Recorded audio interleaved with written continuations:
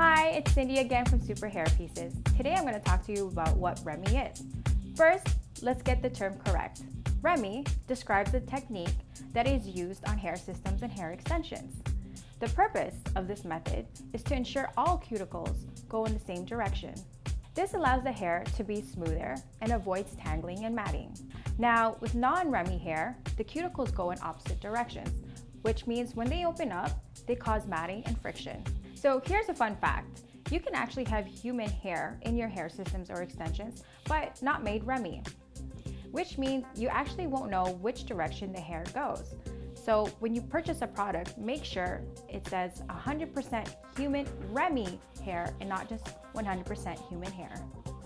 Now at Superhairpieces, we have something called true Remy hair, which means most of the cuticles, if not all, are intact. This type of hair is smooth to the touch, healthier and strong, making brushing your hair effortless. So just like the Allure collection and our 5A, 6A hair extensions, you can be assured that you are buying premium quality hair. As always, you can find more information at superhairpieces.com. Thanks for watching!